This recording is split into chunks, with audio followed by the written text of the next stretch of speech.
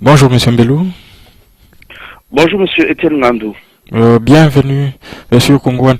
Monsieur Mbelou, lancé officiellement le samedi 7 septembre 2013 par Joseph Kabila, je parle bien des concertations nationales, hein. Elles étaient prévues pour une durée de 14 jours, hein, avec une possibilité de prolongation de 5 jours. Les concertations nationales ne sont toujours pas clôturées. Voilà qu'on parle maintenant d'un atterrissage forcé. C'est en fait le quotidien qui noie les phares qui l'écrit ainsi. Peut-on déjà parler d'un échec de concertation nationale? D'un échec prévu, vous ne pouvez pas prétendre organiser des concertations nationales en les fondant sur du sable, sur du sable mouvant. Ces messieurs-là nous ont fait croire qu'ils allaient organiser les concertations nationales pour pouvoir aider notre pays à retrouver sa cohésion et lutter contre les forces négatives. Et dans l'entretemps, ces messieurs ont organisé des rencontres à huis clos avec les forces qu'ils qualifiaient de négatives et qu'ils appelaient à s'autodissoudre. Dans l'entretemps, ces messieurs ont organisé des rencontres avec les chefs des États qui soutiennent ces forces négatives et ils ont organisé ces rencontres au secret. Dans l'entretemps, ces fameuses concertations ne sont pas devenues l'affaire de tout notre peuple, et cela dans la mesure où elles ne sont pas retransmises à la télévision ni à la radio, et même si elles étaient retransmises à la télévision et à la radio, l'immense majorité de nos populations ne les suivrait pas parce que le pays est sans courant dans sa grande partie. Vous voyez, vous ne pouvez pas chercher à fonder la cohésion sociale sur du sable et surtout sur un mensonge falsificateur de notre histoire. Vous ne pouvez pas chercher à organiser des concertations nationales pour recréer la cohésion sociale sans un minimum de justice sociale. Ces fameuses concertations sociales sont en train de se transformer, et cela a été prévu, en une coalition entre les forces négatives opérant à partir du Congo pour pouvoir poursuivre la mise de ce grand pays en coupe réglée. Donc ça a été profondément un moment de distraction pour l'immense majorité de nos populations, mais un moment au cours duquel les forces négatives opérant à partir de l'extérieur et de l'intérieur ont mieux retravaillé le réseau pour pouvoir poursuivre leur marche et atteindre leurs différents objectifs, dont la prédation du pays et la mise de ce pays en coupe réglée, mais aussi sa partition effective et son implosion.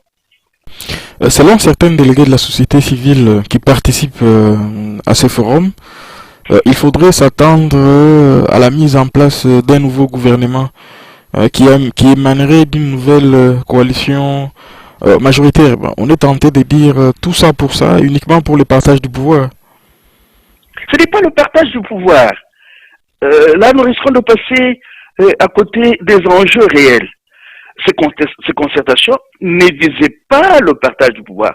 Ce qu'ils vont faire et qu'ils vont appeler gouvernement d'union nationale, c'est une organisation de criminels à partir du pays, une organisation mafieuse qui va poursuivre le pillage du pays avec la complicité de ces forces extérieures et du fameux M23 qui est une milice rwandaise. Donc il y a une réorganisation des forces négatives et à l'intérieur et à l'extérieur du pays. Certaines de ces forces négatives seront présentes dans ce que ces messieurs-là sont tentés d'appeler gouvernement d'union nationale, mais ce n'est pas un gouvernement, c'est un conglomérat d'aventuriers prédateurs, c'est un conglomérat de mafieux qui va poursuivre la mise de notre pays à genoux. Certains politiciens ont quitté ces concertations, hein. Il s'agit notamment des moins incongolo. Monsieur Mbelou, n'était-ce pas un peu naïf d'y aller, sachant à l'avance que tout était verrouillé par les pouvoirs? Mais j'ai l'impression que nous faisons à un certain moment un usage de qualificatifs et de vocabulaire qui n'est pas très très correct. Ces messieurs-là ne sont pas naïfs. Ils savent ce qu'ils font. Il y en a qui sont partis à ces fameuses concertations nationales en comptant sur le fait qu'ils pouvaient empocher dans 1 ou 2 semaines quelques milliers de dollars. Hein, le per diem a été réduit à 50 dollars. Certains d'entre eux se sont dit que ça ne valait plus la peine et ils sont partis. Alors, mais comme ils se redistribuent de temps en temps les rôles pour tourner la majorité des Congolais en bourrique, ils font ce bruit-là. Il y en a qui rentrent, qui sortent, qui font du bruit pour donner l'impression qu'ils font de la politique. Mais pour une large majorité, ces gens-là ne sont pas des politiciens. Ce sont des aventuriers, ce sont des criminels. C'est un conglomérat d'aventuriers comme ne cessait de le dire Mzee Kabila. Et il faudrait à un certain moment demander de compte à tous ces messieurs-là qui essayent de pouvoir organiser la criminalité économique et à partir de notre pays, à l'intérieur même du pays. Donc, essayons un peu de revoir notre vocabulaire. C'est peut-être un point de vue relativisable. J'ai l'impression que nous parlons du Congo et souvent comme d'un pays normal, où il y a des politiciens, où il y a un gouvernement. Non, nous ne sommes plus dans un pays, nous ne sommes pas dans un pays normal. Nous sommes dans un pays sous occupation, sous tutelle, un pays gouverné par une bonne partie de criminels de guerre et de criminels contre l'humanité. Alors, ces criminels de guerre et ces criminels contre l'humanité essaient de temps en temps de pouvoir nous donner l'impression qu'ils prennent à cœur l'avancement de ce pays-là, qu'ils organisent des rencontres pour ce faire, mais ce n'est que de l'illusion, c'est une illusion. Nous ne sommes pas un pays, le Congo n'est pas un pays normal. Toujours à propos de ces concertations, les conclusions des travaux déjà déposés par certains groupes thématiques font polémique.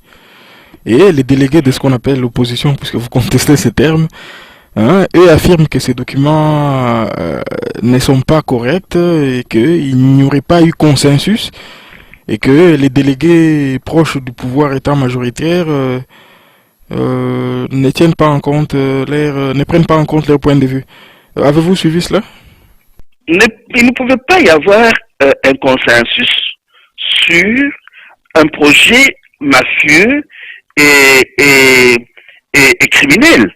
Comment est-ce qu'on peut avoir un consensus sur un projet de ce genre-là? Non, il ne peut pas y avoir de consensus dans un pays dirigé par des messieurs qui ne jouissent d'aucune légitimité politique. Donc, les fondements même de la démarche étaient viciés et vicieux. Comment voulez-vous bâtir quelque chose de solide sur des fondements viciés et vicieux? C'est à ce niveau-là qu'on se pose la question et non sur la suite. Hein? La suite, c'est une conséquence normale du fait qu'on a voulu bâtir sur du sable, sur des fondements viciés et vicieux. Et la presse de Kinshasa affirme qu'il règne une espèce de cacophonie à ces concertations nationales, puisque l'information, selon eux, elle est prise en otage. Il règne un flou artistique qui est entretenu sur les débats généraux au point d'obliger chaque journaliste à recourir à ces relations pour connaître l'évolution des travaux de ces concertations. Selon vous, pourquoi le pouvoir a choisi les huis clos pour ces concertations nationales? Je m'excuse de rigoler un peu. Vous voyez, quand on ne connaît pas de plus près notre histoire, telle qu'elle est en train de se faire maintenant, on peut se laisser prendre dans ce genre de piège. Quand vous lisez le discours de l'un des messieurs ayant organisé ces concertations-là, il affirme qu'au cours de ces concertations, il y aura, je m'excuse, un débat sans tabou. Et on a cru en ce monsieur-là en oubliant qu'il a toujours débité des discours dont il ne respecte pas le contenu et qu'il n'a jamais tenu à ses promesses. Quand ce n'est pas lui qui ne tient pas à ses promesses, ce sont ces turiféraires qui font tout pour que les promesses faites ne soient pas tenues.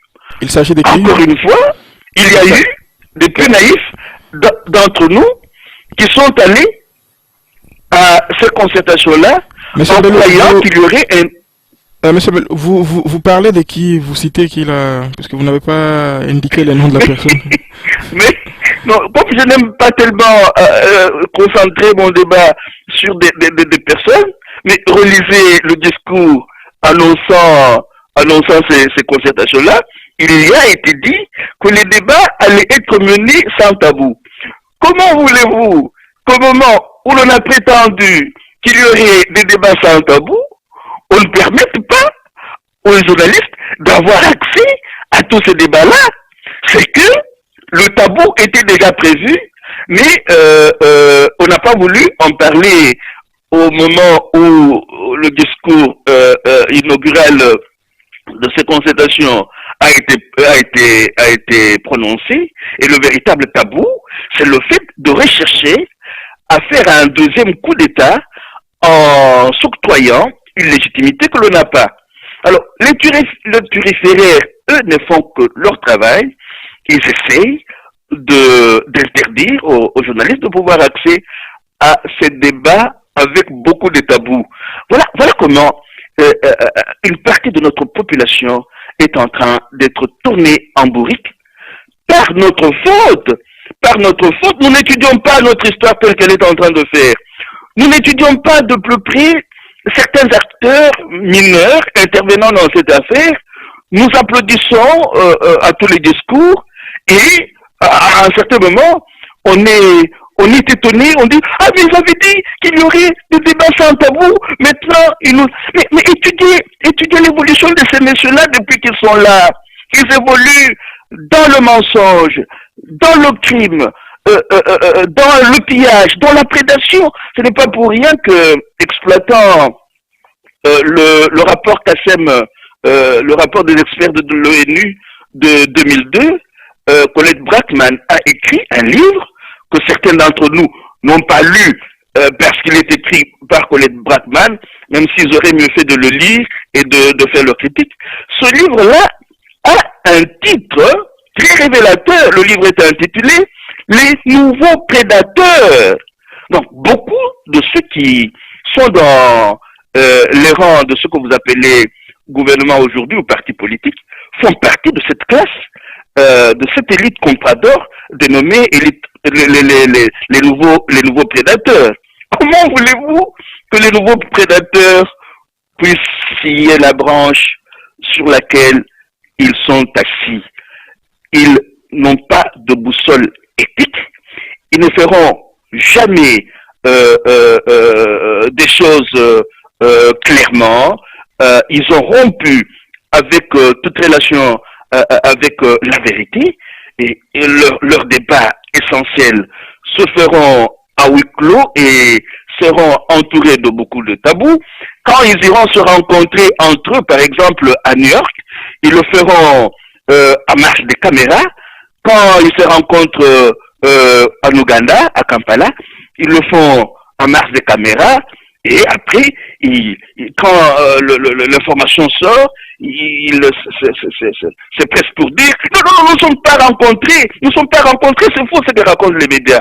Ah, et dans l'entretemps, ils vous disent nous voulons jeter les ponts avec tel ou tel autre pays. Donc, c'est pour vous dire que le tabou était prévu et était prévisible, mais comme nous n'étudions pas notre histoire, et les acteurs mineurs et majeurs qui mènent la danse, nous nous laissons bêtement surprendre de temps en temps.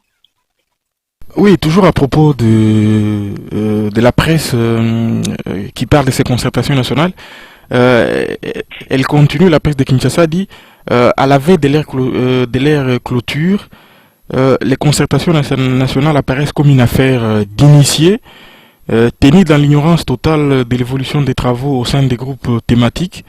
Des millions de Congolais se demandent à quelle sauce sont cuisinées les résolutions à soumettre à l'appréciation de Joseph Kabila. Monsieur Mbelou, le fait que ces résolutions soient soumises à Joseph Kabila, est-ce que cela ne fausse pas déjà les règles du jeu, puisque on voit bien que c'est une affaire qui n'aboutira pas du tout, puisque on a comme l'impression que les dés sont pipés à l'avance. Vous parlez de quelle résolution? Il n'y a pas de résolution. Ils vont faire semblant de présenter un document à leur chef, et le chef va en faire ce qu'il veut. Et vous parlez d'un groupe d'initiés, ce n'est pas un groupe d'initiés. Je vous dis que c'est un groupe de mafieux et de criminels organisés pour pouvoir tuer notre peuple et mettre notre pays en pièces réglées. Et nous n'avons que faire des conclusions auxquelles ces concertations-là vont aboutir. Essayons de travailler autrement. Nous pouvons de temps en temps nous intéresser à ce que ce groupe de mafieux est en train de faire, mais comme je vous le disais dernièrement, travaillons à l'avènement de notre Congo possible. Et il y a un texte qui a été publié dans le journal Le Potentiel aujourd'hui, reprenant les commentaires ou l'article du professeur Kabongo, un certain professeur Kabongo, maintenant Ilunga, Kabongo Ilunga. Kabongo Ilunga, Oui. qui dit clairement dans cet article que le Congo est malade de ces hommes. Il reprend à peu près ce que Bangenda a dit, le Congo est malade de ces hommes. J'estime que nous avons une tâche urgente, c'est de pouvoir reprogrammer, reformater un autre type d'hommes et de femmes pour notre pays. C'est un travail qui va prendre beaucoup de temps. Et il prendra le temps qu'il faudra. Ceux qui l'auront commencé vont peut-être mourir sans en avoir vu les résultats. Mais c'est un travail qui mérite d'être mené. Hein. Tel que vous décrivez les scènes qui se passent au cœur de ces fameuses concertations, vous vous rendez vous-même compte que nous avons une classe politique médiocre. Elle est médiocre. Bon, et dans cet article-là, Kabongo Ilunga, reprenant Mobutu, dit il n'y a pas de mauvaises troupes, il n'y a que de mauvais chefs. Nous avons une classe politique médiocre. Nous avons besoin d'une nouvelle classe politique qui soit formée par de nouveaux hommes et de nouvelles femmes du Congo. C'est à cette tâche-là que nous devons pouvoir nous adonner. Le reste, ce n'est que distraction. Mais ce n'est pas mal que nous puissions partir de ce qui s'est fait là pour voir combien cette classe politique est médiocre. Et nous ne pouvons même pas nous limiter simplement à la classe politique. Une bonne partie de la société civile est aussi médiocre. Mais, comme Kabongo Ilunga le dit, il n'y a pas de mauvaises troupes, il y a de mauvais chefs, même si moi je pourrais ajouter autre chose, les troupes peuvent devenir médiocres si elles ne se rendent pas compte qu'elles ont des mauvais chefs et que ces messieurs-là ne méritent pas d'être appelés leurs chefs. Il y a un va-et-vient entre les troupes et les chefs. Les troupes consciencieuses de leur tâche à un certain moment destituent leurs chefs pour en chercher d'autres ou pour se créer d'autres en leur sein. Regardez ce que Hugo Chavez a fait en son temps avec ses amis au Venezuela, même si ça a été un échec, mais par après, ce groupe-là s'est réorganisé et aujourd'hui, le Venezuela est en train d'avancer à pas de géant. C'est vrai, il n'y a pas de mauvaises troupes, il y a de mauvais chefs, mais les troupes peuvent devenir médiocres quand elles ne comprennent rien aux trahisons, à la médiocrité, à la criminalité entretenue par les chefs. Ah, il faudrait qu'au niveau des troupes, il y ait des minorités organisées qui acceptent de travailler à autre chose, de s'organiser autrement, de reformater un autre homme et une autre femme du Congo. Peut-être que demain, nous pourrons, notre pays pourra repartir sur de nouvelles bases. Mais, Monsieur Mbello, vous stigmatisez la classe politique que vous décrivez de médiocre, mais l'Église catholique participe également à ces concertations, et jusqu'à présent, on n'a pas entendu savoir des différences par rapport à cela. Et puis, il y a certains grands intellectuels congolais de la diaspora. Je peux citer notamment Eliki Mbokolo qui participe à ces concertations. Et jusqu'à présent, on n'a pas entendu les différences, puisque vous stigmatisez uniquement la classe politique, mais il y a aussi les intellectuels congolais qui participent à cela. Et jusqu'à présent, on ne les a pas beaucoup entendus. Je parle de la classe politique et de la société civile. Les critiques adressées à l'Église peuvent être versées sur le compte de la société civile. L'Église catholique fait partie de la société civile. Je ne dis pas que tous les chrétiens et leurs pasteurs sont meilleurs par rapport aux autres. Vous en avez de médiocres qui participent à ces messes noires-là. Nous ne devrions pas nous mentir là-dessus. Mais quant aux intellectuels, j'ai déjà eu à vous dire que moi je ne considère pas tous les diplômés d'université comme intellectuels, même si ce sont des experts. J'ai une approche d'intellectuel qui est influencée par Noam Chomsky. Noam Chomsky entend par intellectuel un prophète capable de faire une remise en question profonde de sa société, de lui indiquer des pistes éthiques et morales à suivre, et un prophète capable de pouvoir assumer le sacrifice, assumer la renonciation, assumer un esprit d'abnégation pour pouvoir assumer convenablement sa charge. Moi au jour d'aujourd'hui, je ne parle plus d'intellectuels en pensant aux diplômés d'université. Je sais par ailleurs qu'aujourd'hui, vous avez des professeurs d'université qui sont des experts du système de notre mort. Ah, donc, je ne sais pas si c'est à ces intellectuels-là, à ces experts que vous faites allusion, mais sur cette question, ma religion est faite. Je ne considère plus jamais les diplômés d'université et certains experts comme étant des intellectuels.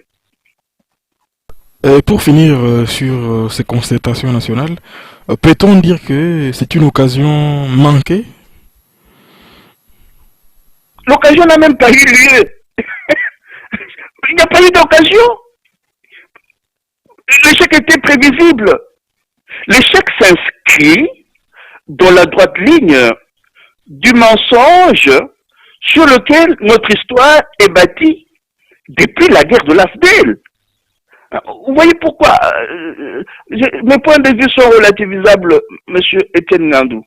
Mais du moment que nous n'arrivons pas à lire et à relire régulièrement notre histoire, nous risquons de participer à sa falsification. Tous ces messieurs dont nous parlons aujourd'hui, ils sont venus dans les mallettes de l'Ouganda, dans les mallettes du Rwanda, et ce sont eux qui sont au pouvoir majoritairement.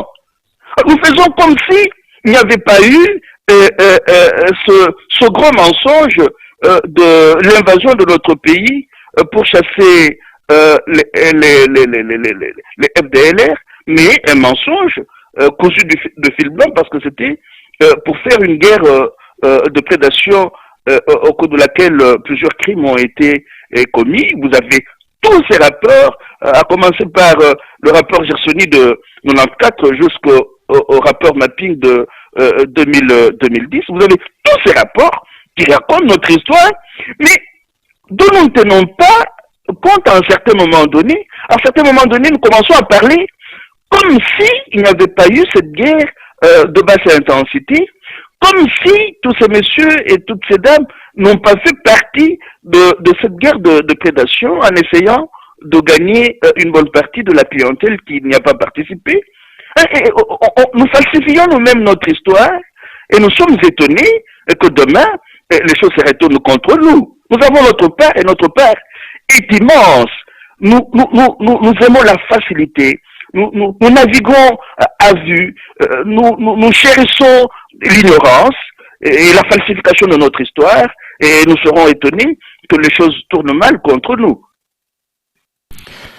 Très bien. Le haut commissaire des Nations Unies aux droits de l'homme, Navi Pillay, a présenté le mercredi 25 septembre dernier son rapport sur la situation des droits de l'homme au Conseil des droits de l'homme à Genève. Le rapport note une détérioration de la situation des droits de l'homme en dépit des efforts du gouvernement. C'est ce qu'écrit Radio Okapi. Monsieur Mbelou, on est tenté de dire encore un rapport de plus. Et qu'est-ce que cela va changer puisque qu'est-ce qu'on peut faire au-delà de dénoncer?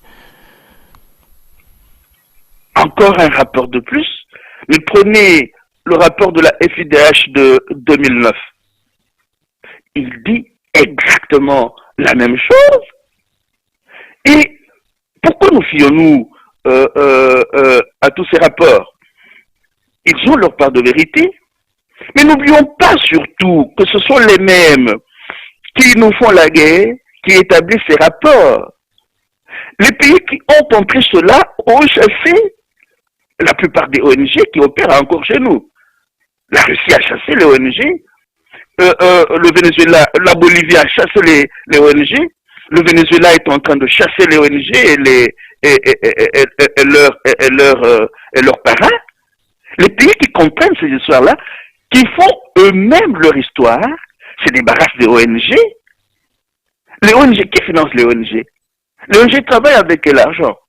Vous allez peut-être y faire allusion. Le Congo a été classifié parmi les pays les plus corrompus du monde. Mais qui classifie qui? C'est le système même qui monte ces ONG-là, qui est corrompu. Le système néolibéral est un système corrompu jusqu'à la moelle. Donc, on nous brandit certains documents, mais on ne fait rien. Pourquoi? Nous sommes dans un contexte où la souveraineté des peuples n'est pas respectée. Nous sommes dans un contexte où le droit humanitaire international n'est pas respecté. Nous pouvions croire en ces rapports-là s'ils pouvaient déclencher une action au niveau des instances de justice internationale. Mais il n'y a rien. Il n'y a rien ni du côté de ces instances-là, ni de ceux que nous estimons être les gouvernants du Congo. Est-ce que vous savez que en Équateur, M.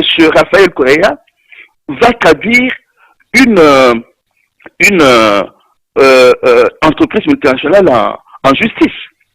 Donc, il y a des peuples qui ont compris que pour leur souveraineté, ils peuvent consentir tous les sacrifices. Mais il y en a d'autres qui n'ont rien compris, comme une bonne partie d'entre nous. Il y a beaucoup d'exceptions qu'on retrouve aujourd'hui parmi les minorités organisées dans la résistance congolaise.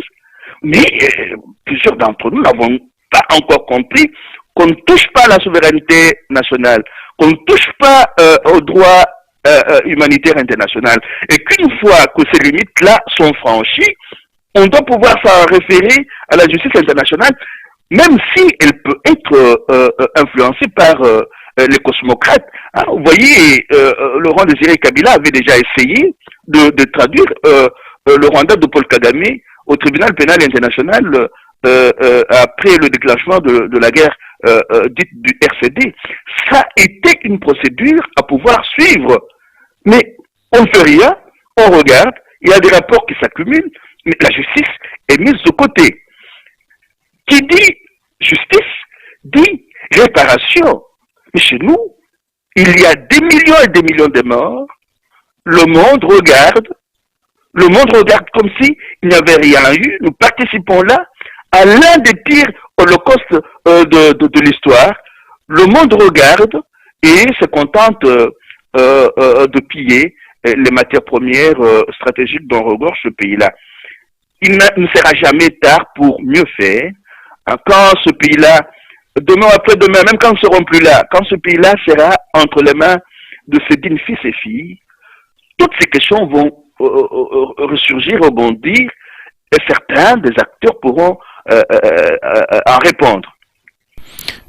Pour finir, le même mercredi 25 septembre, Joseph Kabila était à la tribune des Nations Unies où il a tenu un discours que Baudouin Mbawechi des Congo indépendants a qualifié de lamentable. Pourquoi, selon vous, ces jugements qui peut paraître sévères? Mais le jugement n'est pas sévère. Ce discours-là nous a avancé en quoi? En rien. C'est encore un discours pour amuser la galerie. Hein? Un acteur mineur de notre tragédie qui a profité de ce voyage-là pour échanger sur les stratégies qu'ils vont mettre ensemble sur pied avec ses amis du Rwanda et de l'Ouganda. Vous allez prendre au sérieux le discours d'un monsieur comme ça? D'ailleurs, tout au long de l'émission, nous sommes revenus sur certains autres de ces discours. Il avait promis que les concertations aborderaient tous les sujets sans tabou. Et nous avons échangé sur le tabou qui a couvert ces concertations-là. Vous allez prendre... Ce qui est grave, c'est de prêter même attention à ce discours-là. Il en a prononcé des tonnes. Essayez de les relire. Essayez de les relire. Vous verrez que ce sont des phrases arrangées les unes à côté des autres qui ne sont suivies d'aucun effet. Aucun. Hein? Aucun. C'est un discours lamentable et la meilleure des choses serait qu'on ne parle plus de ces gens-là. Hein? Ils ont eu à faire leur temps. Ils ont eu à tuer les Congolais. Ils ont eu à piller le Congo. Nous devrions concentrer beaucoup plus notre attention à la renaissance de notre type de Congolais et de Congolaises. Le reste, oui, c'est bien, ça fait partie de notre actualité, nous pouvons plancher là-dessus, mais ça ne constitue plus tellement des sujets sur lesquels nous devons pouvoir nous époumoner à longueur de journée. Non. Tous les secrets de cette guerre de prédation et d'agression sont connus. Essayons de travailler autrement. Hein, je cesse de le dire avec Alain Moloto. Travaillons, faisons ce que nous pouvons. Passons le relais aux plus jeunes. Hein. Ne pleurons plus, un tel a prononcé le discours, qu'est-ce qui va arriver après? On est allé aux concertations. Non, ne croyons plus en ces gens-là. Ils avaient leur mission, ils ont encore leur mission qu'ils poursuivent. Essayons aussi de nous donner nos missions. Essayons d'avoir 10, 15 défis. Disons, nous travaillons à 2, 3 défis ensemble. Pendant autant d'années, nous évaluons le travail que nous faisons. Le reste, c'est du blabla. Il n'y a rien à attendre de ces messieurs-là. Très bien, merci beaucoup, monsieur Mbelou, et à la semaine prochaine. Merci bien, monsieur Tenandou, et à la semaine prochaine.